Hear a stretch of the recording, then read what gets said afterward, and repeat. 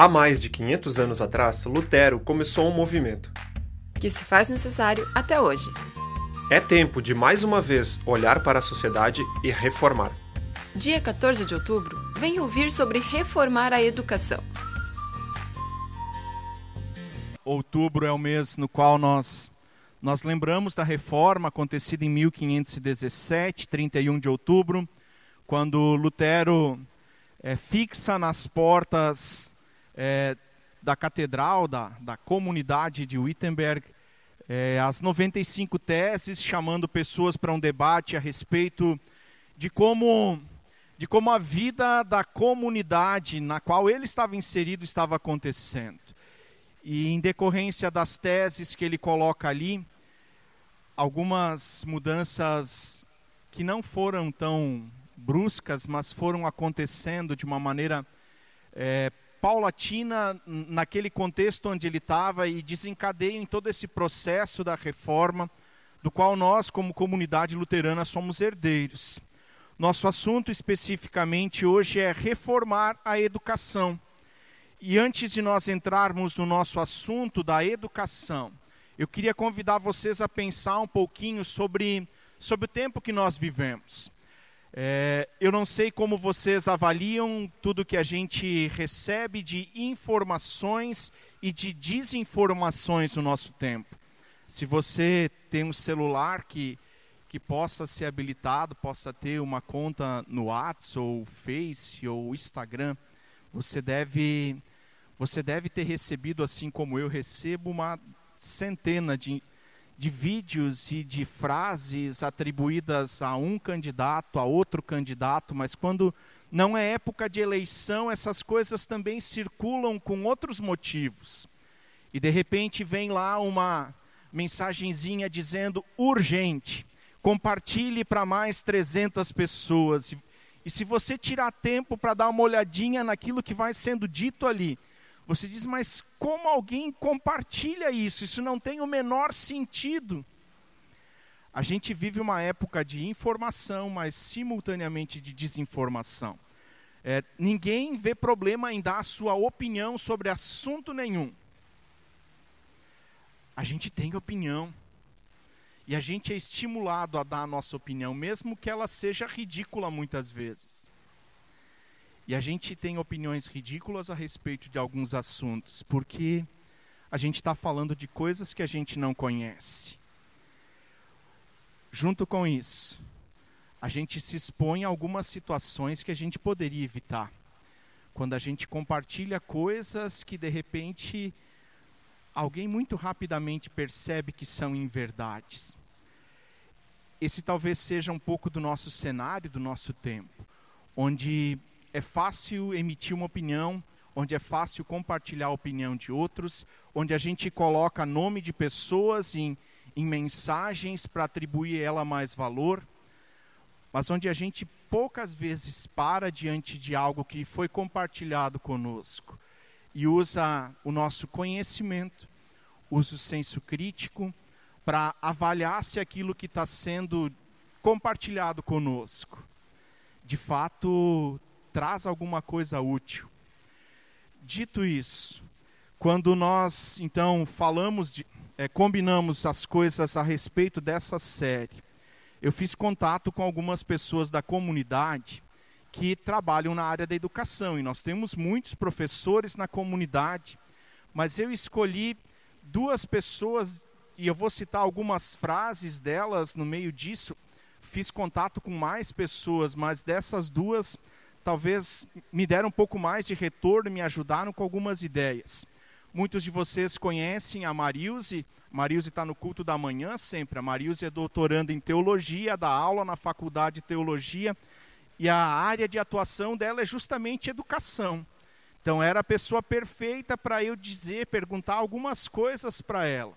A segunda pessoa que eu contatei e me respondeu algumas coisas foi o diretor Leopoldo, diretor da escola aqui ao lado do templo, e a pergunta que eu fiz para eles foi essa que aparece na projeção para vocês. Qual é o legado da reforma para a educação? Se nós sabemos de onde nós partimos, é mais fácil depois a gente dizer, bom, nós atingimos nosso objetivo e daqui para frente nós precisamos guinar para a direita, para a esquerda, ou mesmo decidir que a gente está no caminho certo e continuar nele. Dentro das coisas que eles foram dizendo, tem uma frase da Marilze que vai estar projetada também para vocês, na qual ela diz assim, respondendo a essa minha pergunta, qual é o legado da reforma para a educação? Bíblia traduzida na linguagem do povo. Quando Lutero, quando a partir das ideias de Lutero se desencadeia todo o processo da reforma, uma das primeiras conclusões que ele chega as pessoas precisam conhecer aquilo que nós estamos descobrindo. Se há uma redescoberta do Evangelho a partir da leitura da palavra, e as pessoas não conseguem ler a Bíblia, é óbvio, precisa ensinar latim para todos os alemães. Não é óbvio, não é assim. Lutero entende que é muito mais fácil traduzir a Bíblia para a língua do povo. E a segunda coisa que a Marilze diz, Lutero instrui, diz para as pessoas da comunidade que ele pastoreia que o ensino pode e deve acontecer por algum material básico. E ele intitula isso de catecismo, e surge o catecismo menor, que talvez alguns de nós nem saibamos o que significa. No culto da manhã, o pessoal ainda disse, nós conhecemos, e alguns deles foram obrigados, os que são de tradição luterana, foram obrigados pelos pastores mais antigos, durante o período do ensino confirmatório, esse período dentro da igreja luterana, no qual os adolescentes são submetidos a um período mais intensivo de conhecimento, de ensino a respeito do que nós cremos. E antigamente era comum então que as crianças tivessem que decorar o catecismo menor, que está lá o Pai Nosso, o Credo Apostólico, os 10 Mandamentos, com algumas explicações de Lutero a respeito disso, um livretinho de não mais de 15 páginas, que para ser confirmado, precisava saber de cor. Ontem à tarde eu vim na igreja e a Flávia e a Carol estavam pedindo para os nossos adolescentes o credo apostólico. Não é nem todo o catecismo menor, é só o credo apostólico. E alguns não sabiam. Mesmo depois de 2 anos participando desse tempo de ensino. Lutero diz, tem uma instrução básica que os pais precisam passar para os filhos. E o catecismo menor surge nesse contexto, daquilo que os pais deveriam ensinar para os filhos em casa. Surge o catecismo maior, que era a orientação para aqueles que agora pastoreavam comunidades, falando dos mesmos assuntos de uma forma ampliada. A outra coisa que a Marilze colocou na resposta dela, houve uma chamada de Lutero para que as autoridades investissem em escolas. Parece meio absurdo isso no nosso tempo. Mas a gente está falando do século XVI, onde um percentual muito pequeno das pessoas tinha acesso ao ensino. A grande maioria deles não sabiam ler e escrever. E Lutero insta as autoridades das cidades onde a reforma vai chegando, a que eles criem escolas.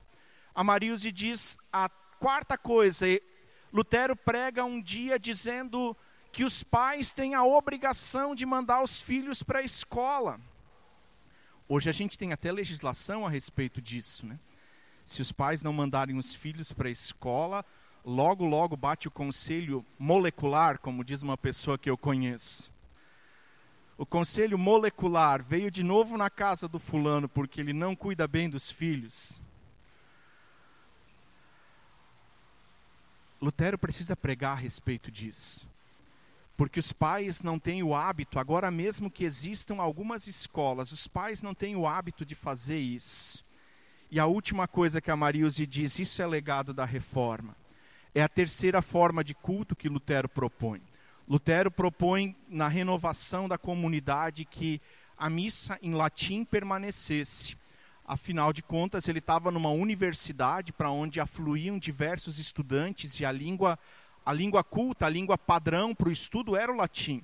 Lutero diz, nós vamos manter a missa em latim porque tem um público grande. que conhece, que é versado nessa língua, e nós vamos manter. Mas se nós estamos empreendendo trabalho, esforço para traduzir a Bíblia para o alemão, nós também precisamos ter um culto, uma missa em alemão.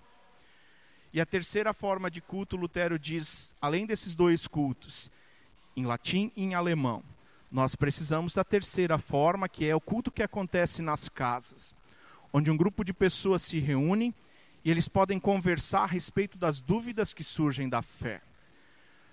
Lutero diz, tem que criar maneiras, tem que criar ferramentas diferentes para que as pessoas continuem aprendendo, porque nós nunca sabemos o suficiente. O professor Leopoldo ainda enfatiza algumas outras coisas que a Marilze não citou, e o Leopoldo diz que um dos legados da reforma foi que as crianças, meninos e meninas, precisavam aprender a ler e escrever. Parece absurdo isso, né? Não serve na nossa cabeça, no nosso tempo, de dizer, de repente só os meninos iam para a escola. A gente acha isso absurdo. Leopoldo fala também da universalização do ensino, que é outro legado da reforma. O ensino não é mais apenas para aqueles que vão se formar padres, aqueles que vão ser os teólogos, que vão dar aula, não é apenas para aqueles que se reúnem em um convento. Lutero defende que ao lado de cada comunidade exista uma escola. E isso é perceptível no Brasil quando a imigração alemã chega aqui no sul do Brasil. A grande maioria dos lugares onde há uma comunidade luterana começou primeiro com uma escola. A nossa história aqui também é essa. A comunidade e a escola surgem no mesmo ano. No entanto, o prédio da escola foi construído primeiro. O prédio que está sendo restaurado aqui ao lado do templo funcionou como a escola desde o início, e os cultos no domingo aconteciam lá. Até que em 1935 esse prédio é consagrado, é entregue. Mas durante mais ou menos 12, 13 anos, a comunidade acontecia aos domingos no culto, onde a escola acontecia durante a semana. Lutero diz, tem que ter uma escola. Em cada lugar onde nós tivermos uma comunidade, precisa ter uma escola. E a última coisa que o Leopoldo destaca, ele diz que Lutero defendeu que cada florim, a moeda da época, que fosse investido em armamento, fossem aplicados 100 florins em educação.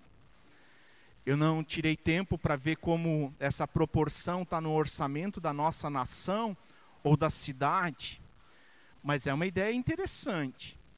Se você gasta R$1 em armamento, você tem que gastar R$100 em educação.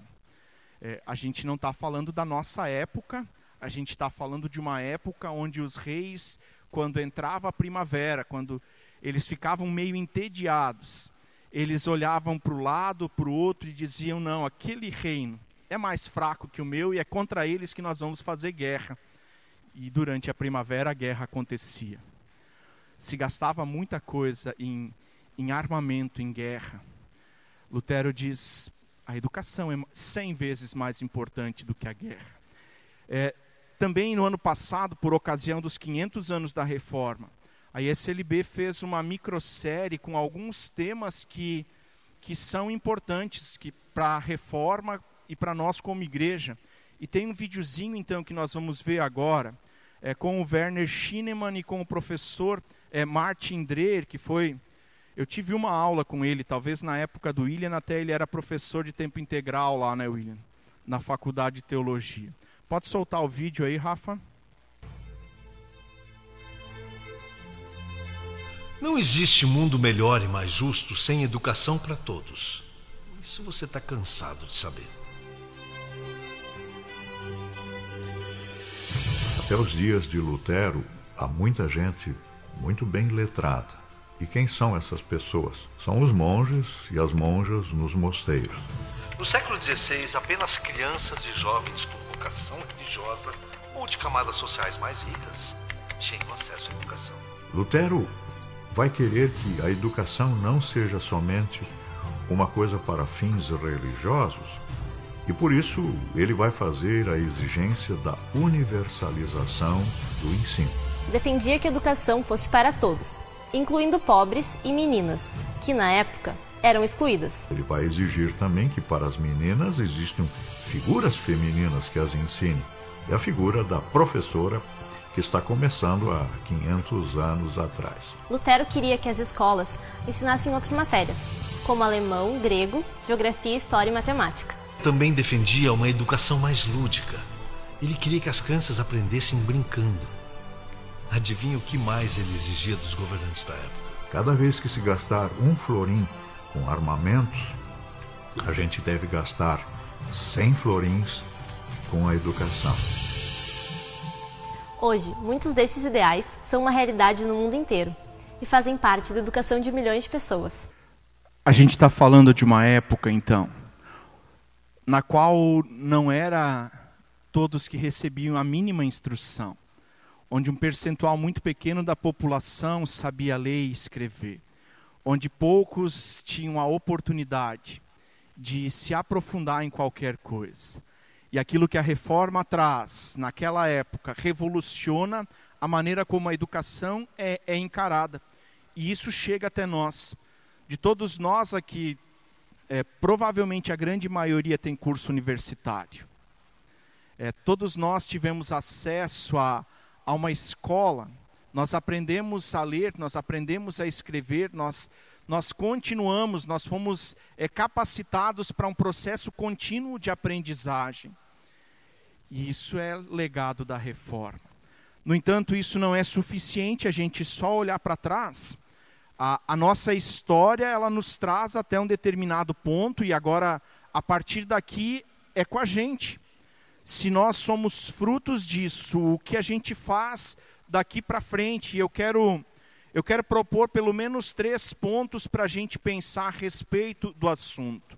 A primeira coisa é nós somente ensinamos aquilo que nós aprendemos. Se nós não aprendermos nada, nós não temos nada para ensinar.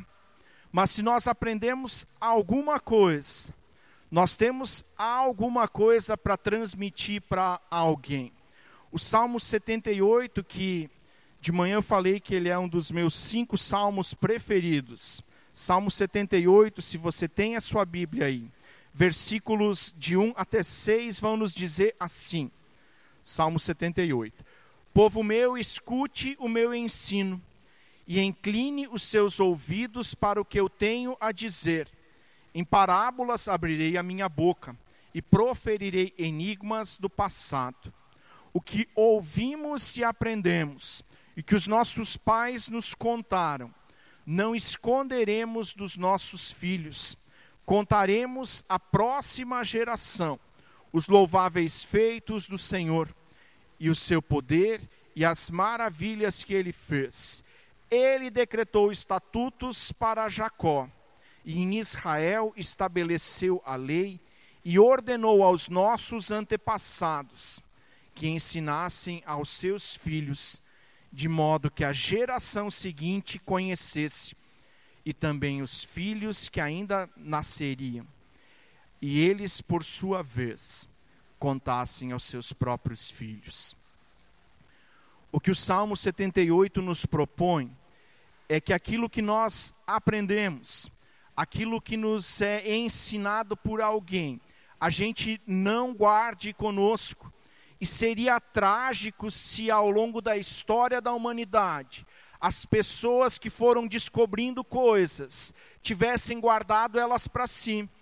E nós hoje não teríamos os avanços da medicina, nós não teríamos descoberto tantas coisas que nos fazem ter qualidade de vida melhor hoje do que 30 anos atrás. Aquilo que o Salmo propõe é básico. Que aquilo que nós descobrimos, a gente não tem o direito de guardar apenas para nós. Nós temos o dever de contar adiante. Claro, ele está falando agora no contexto da fé. E ele está exortando o povo de Deus no Antigo Testamento. Aquilo que vocês conhecem e experimentaram de Deus, não deixem de contar adiante. Dentro desse contexto da educação, Nestor Beck, que foi pró-reitor da UBRA. A UBRA, alguns anos atrás, foi uma universidade muito reconhecida. A UBRA é uma universidade luterana, ligada à IELB, que é a segunda maior denominação luterana do Brasil. E ele então escreve certa vez assim: lembremos que a educação é essencial à sobrevivência e ao bem-estar da humanidade. Pela educação, uma geração reparte com a outra a experiência, os conhecimentos e as normas de conduta que visam assegurar a sobrevivência da espécie. Se nós guardarmos para nós aquilo que nós conhecemos, em todas as áreas do conhecimento, a próxima geração está prejudicada. É verdade. De repente a gente também descobriu algumas coisas que os nossos pais não nos contaram. Talvez pule uma geração, 2 gerações, e de repente alguém descubra coisas que nós já sabíamos, mas a gente não contou adiante. Mas via de regra, aquilo que nós ouvimos, aquilo que nós aprendemos, aquilo que é nosso, aquilo que a gente entendeu, a gente deveria contar adiante. Lembro de uma situação um tempo atrás, onde alguém começa a participar mais efetivamente da comunidade e um dia depois do Ministério Infantil, a criança, o filho do casal, estava participando do Ministério Infantil. A mãe chega e diz: ele trouxe para casa algumas coisas que nós não conhecíamos. Ele tinha levado uma tarefa para casa do culto infantil e os pais não faziam a menor ideia do que era aquilo. E os pais, preocupados então em estar firme na comunidade, dizem: como a gente faz? A gente não sabe, a gente não conhece isso. E a orientação foi simples: aprenda. Aprender leva tempo, mas aquilo que nós aprendemos, aquilo que de fato é nosso, a gente deve contar para a próxima geração. A segunda coisa que eu julgo importante nesse contexto do que a educação precisa ser: o ensino, a educação, ela precisa fomentar o pensamento crítico na gente. E isso também de uma maneira bem especial agora nesse contexto de eleições. Como tem gente dizendo coisas achando que nós somos burros, dizendo coisas que não fazem o menor sentido, propostas de campanha que, se você tiver um mínimo conhecimento, você diz como ele quer implantar isso. Mas dizem, porque tem alguém que vai acreditar. E de repente é mais um voto aqui e outro lá. Não vou falar de política eleitoral, porque não é essa a nossa função do púlpito. Mas tem 2 dos candidatos que trouxeram 2 propostas esdrúxulas, na minha opinião. Não vou falar o nome deles também. Mas eu também não assisti muitos programas eleitorais. Um deles traz a proposta assim: nós vamos duplicar a produção agrícola do país. Muito bonito, que bom. E aí a segunda fase da pergunta é: como vai acontecer isso? Porque a pessoa que falou só jogou essa ideia no ar. Nós vamos duplicar a produção agrícola do país. Que bom, né? A gente vai ter alimento mais barato e vai ser bom para o país. Ao lado dessa proposta vem a figura da pessoa que propõe. E foi alguém que durante toda a sua vida política lutou contra o desmatamento. Bom, então não vai ampliar a área de plantio, vai duplicar de outra maneira. Sem aumentar a área de plantio, não tem como melhorar a produção agrícola, a não ser que se incentive o uso de sementes transgênicas, coisa que ela também aboliu, lutou contra a vida toda. Então tem alguma coisa errada aí. Porque não tem como duplicar a produção agrícola do país sem aumentar a área plantada ou investir em pesquisa que redunde em sementes modificadas geneticamente. Num primeiro momento a proposta é boa, mas essa pessoa seria incapaz de implantar ela. Uma outra proposta que eu achei bem interessante, de manhã quando eu falei dela, alguém disse a VEG ia entrar nessa história.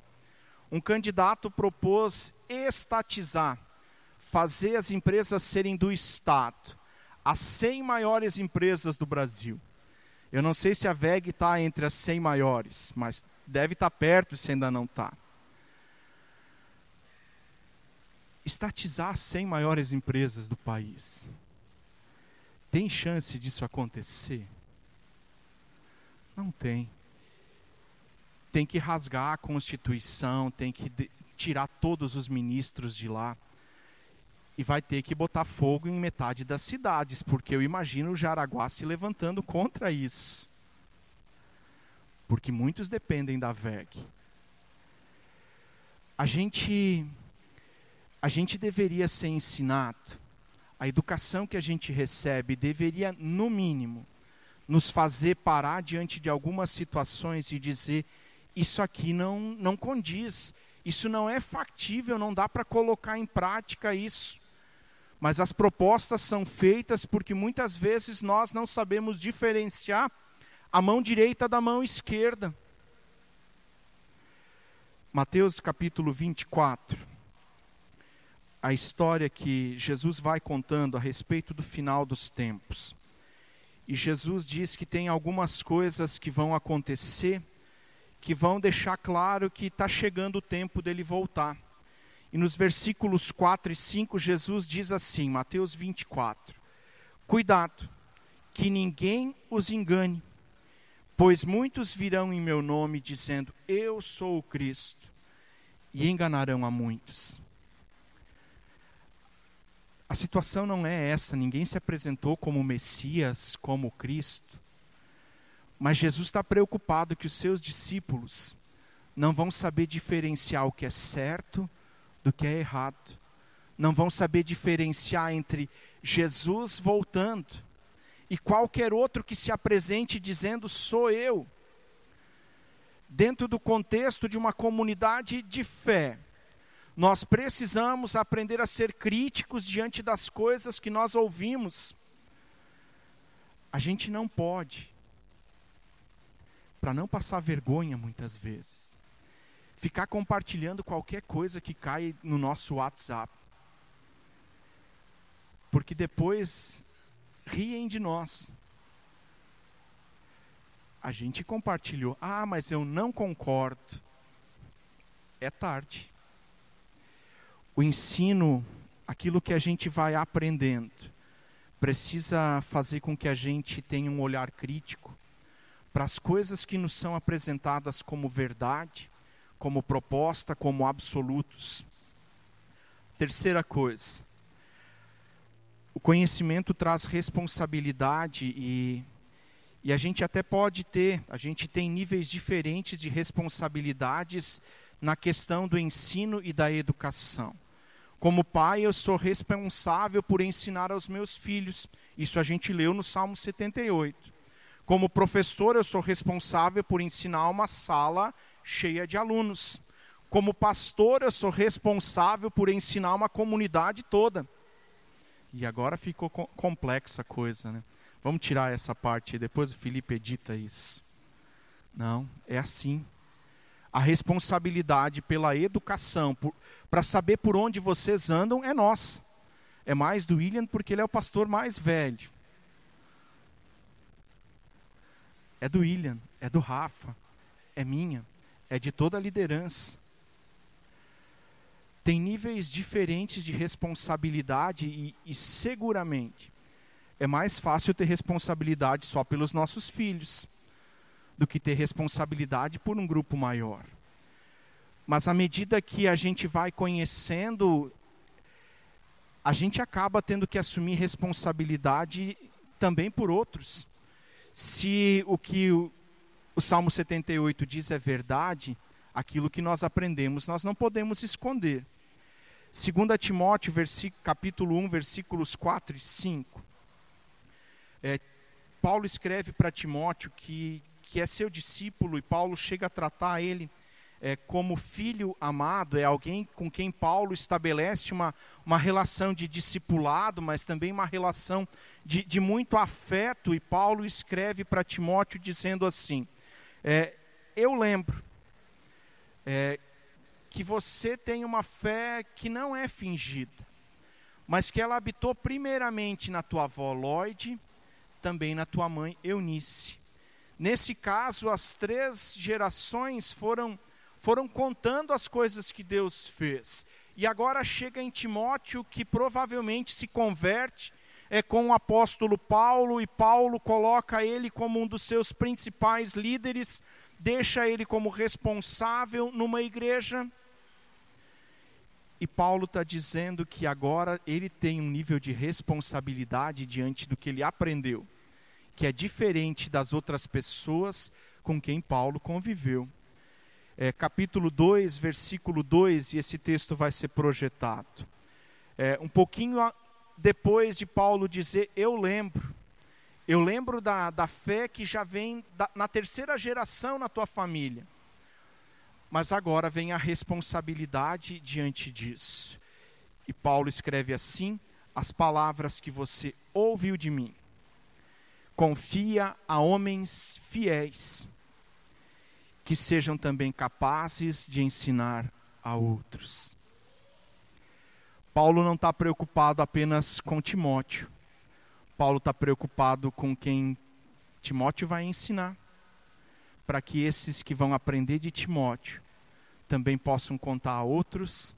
E eu posso imaginar que Paulo pensa que isso vai ser um processo contínuo de transmissão daquilo que vai sendo aprendido para outros. Lutero, em 1524, ele escreve uma carta aos prefeitos e vereadores das cidades onde a reforma começa a se consolidar. A reforma começa em 1517 e vai chegando às cidades, e a essas cidades Lutero agora faz uma proposta. Lutero escreve nessa carta assim, dizendo, tem pais irresponsáveis, que não ensinam nada a respeito da fé para os seus. Tem pais que não têm preparo. Eles até têm vontade, mas eles não têm conhecimento. Lutero não está falando só das coisas de fé. Lutero está falando de ensinar geografia, grego, de ensinar matemática, também da fé. Tem pais que não estão preocupados. Tem pais que estão preocupados, mas não têm o que transmitir.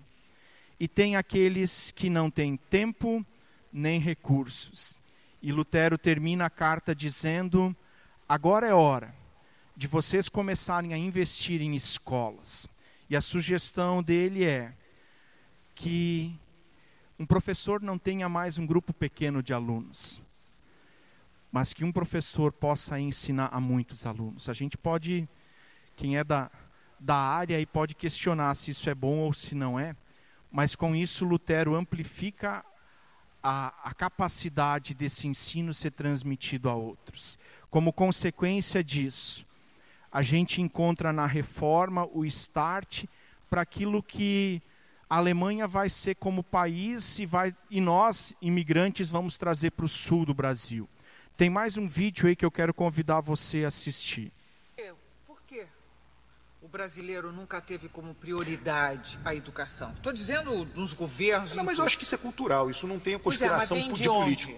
Vem da nossa matriz católica. Tá? Onde os países católicos, quanto mais forte o catolicismo, as tradições católica e protestante são opostas com relação a isso. Tá? O catolicismo decidiu educar a elite. Não é por acaso que tem universidades e colégios jesuítas. Tá? Quando veio a reforma protestante, na Alemanha, na Prússia, sei lá, quando veio a reforma protestante foi a seguinte decisão que eles tomaram: vamos educar o povo. Quando começou a reforma, 90% da população, 99% era analfabeta. Só era alfabetizada a coroa, os nobres e o clero. O resto todo mundo era... Aí eles disseram, sabe uma coisa, vamos alfabetizar todo mundo, porque todo mundo tem que ler a Bíblia. Então, o sistema escolar massificado alemão foi criado numa composição entre a igreja luterana e a coroa local. Lutero escreve a carta, e os governantes reagem positivamente. E a gente vai ter escolas e universidades sendo criadas. a partir dessa necessidade que Lutero enxerga.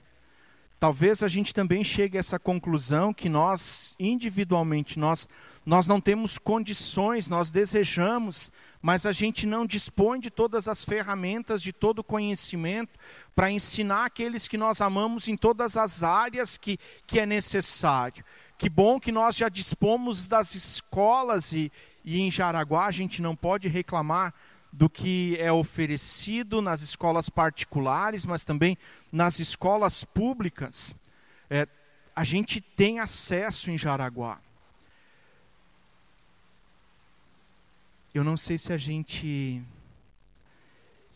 tem usado esses espaços para formar uma geração que consegue se posicionar criticamente diante das coisas. E aí nós, como comunidade, também estamos nisso. A educação, na perspectiva de Lutero, ela surge porque tem uma necessidade. As pessoas não sabem o básico. E não sabendo o básico, qualquer um pode enrolar elas, pode enganar elas com qualquer falácia. Por isso ele não está preocupado só com religião. Meu desejo é que a gente entenda o nosso tempo e assuma a tarefa que é nossa.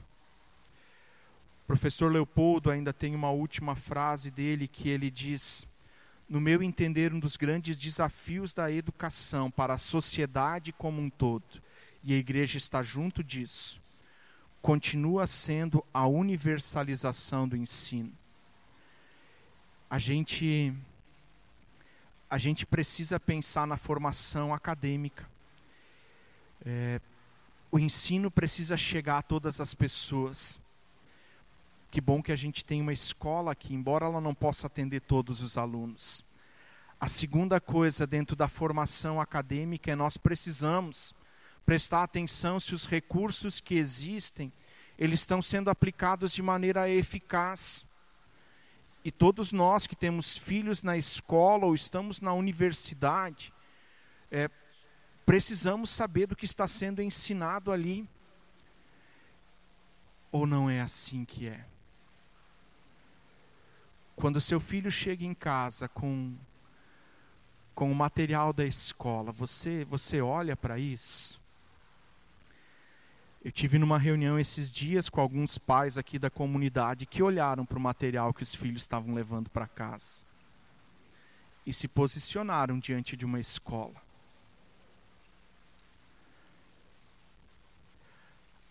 Junto a isso, a gente precisa lutar para que haja uma agenda coerente com os princípios que norteiam a nossa vida.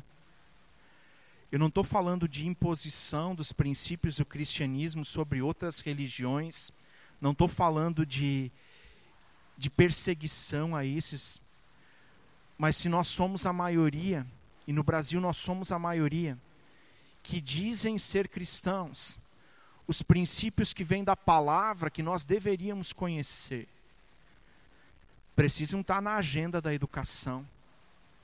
Do contrário, nós estamos fora disso. A agenda que é proposta na educação contempla a ética cristã. Essa é nossa responsabilidade com aquilo que está sendo ensinado para as próximas gerações.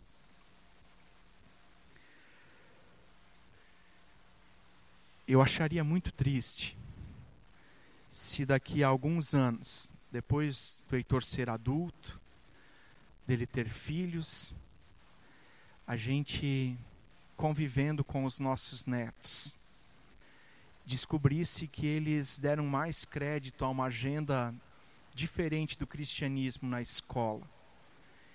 E agora eles estão tão longe da fé que nós professamos. Se a gente não deseja isso para os nossos filhos e para os nossos netos, nós precisamos estar atentos ao que está sendo ensinado para eles. No que diz respeito às coisas da vida de fé agora, embora eu já tenha dito muitas vezes que nós não conseguimos separar isso, para a vida de fé, o ensino precisa sempre, de novo, apontar para o caminho que Deus deseja para a nossa vida. E nós vamos descobrir esses caminhos quando nós olharmos para a palavra. E assim como Lutero falou, nós temos tentado, com formas diferentes, ajudar cada um de vocês a entender o propósito de Deus para a vida de vocês. Através dos cultos que no nosso caso acontecem com 2 modelos muito diferentes. O culto da noite, embora a pregação seja a mesma, é muito diferente do culto da manhã. É para um público diferente. E nós nos alegramos que seja assim. Mas nós também temos oferecido para vocês os pequenos grupos. Porque a gente tem dúvida. E a gente não aprende se a gente não perguntar.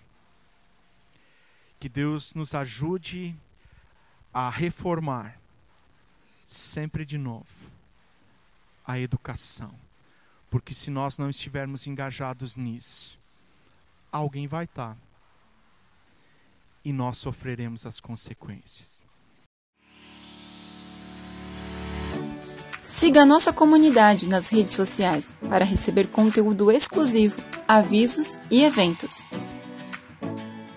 É só procurar Comunidade Apóstolo Pedro no Facebook ou Instagram. Ou acessar o nosso site apostolopedro.com.br.